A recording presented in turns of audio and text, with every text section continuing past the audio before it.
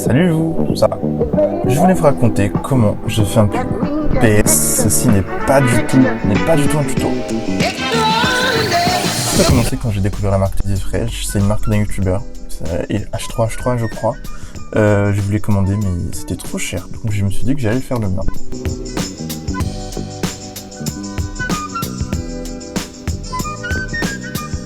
Je suis allé chercher sur internet, mais j'ai oublié la situation actuelle, donc j'ai attendu.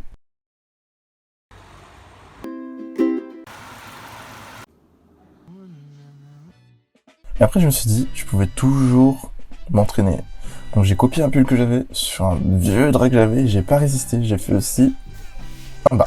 Le confinement s'est terminé, j'ai pu acheter mes tissus et j'ai commencé à faire mon petit pull. Donc là je suis en train de tracer en fait tout ce qui est forme du tissu. Si vous avez une règle, faites avec une règle, mais si vous n'avez pas de règle, faites comme moi, avec un livre pour des têtes de pâte.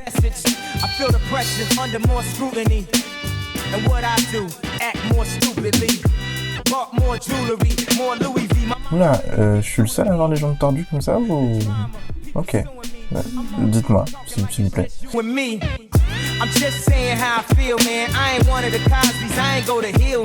Et là, je vous laisse avec mon frère qui se prend une porte. Oh.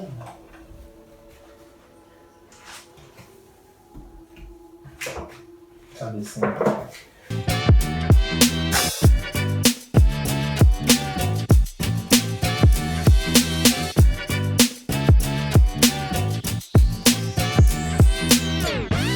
Let up the suicide doors. This is my life, homie, you decide yours. I know that Jesus died for us, but I couldn't tell you who the side was, so I parallel double park that motherfucker. Donc je trace toujours la même chose.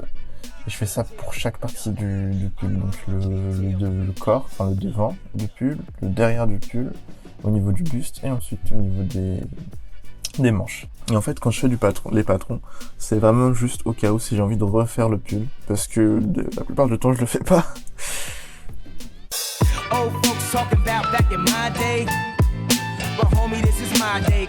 Et là, ce que je marque, la petite flèche là, c'est le sens de l'élasticité du pull. Donc je dois respecter ça en fonction du pull que je suis en train de recopier, tout simplement. Donc quand je vais devoir découper, bah ça va être dans le même sens du coup du stretch.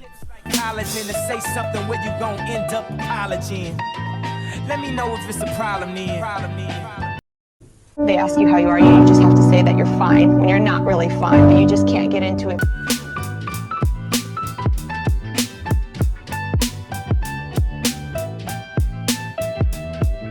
Et c'est le moment difficile, je dois découper. Regardez à quel point j'hésite à découper le tissu, parce que ça coûte cher. Mais bon, au bout d'un moment faut y aller, donc on y va.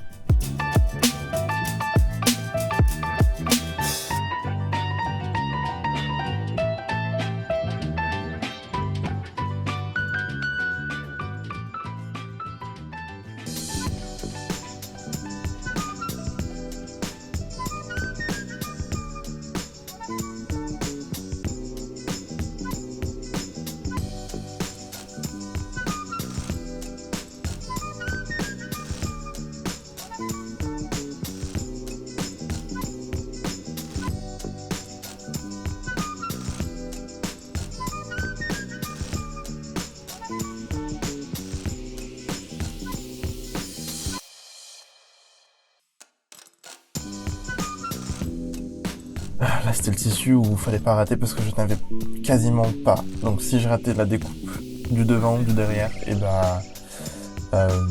j'allais marcher encore une fois jusqu'au magasin.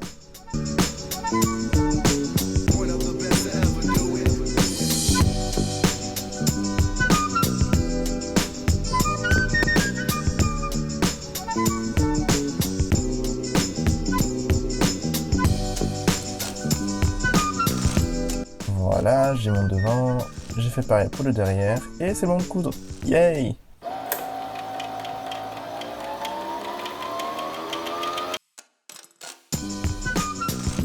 Là, je suis en train de taper du coup la manche à l'ensemble du corps. Je pense que vous avez compris le concept. Hein.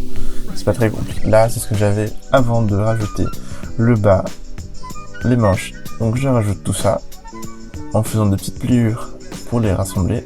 Ouais, vous voyez pourquoi je dis que c'est pas un tuto. Mais là du coup c'est le col qui était trop grand, donc j'ai dû tout défaire et voici un extrait de moi énervé parce que je devais tout défaire. Mais bon, la patience, ça paye. Regardez mon résultat.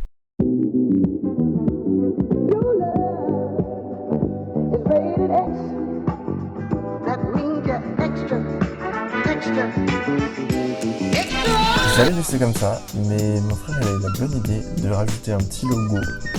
Donc je suis allé en faire un.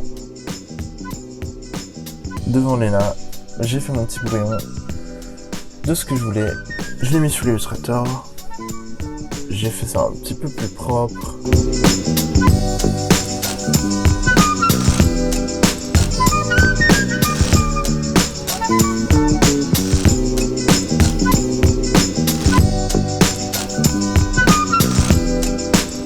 J'ai acheté du papier transfert et je le couds sur mon pull.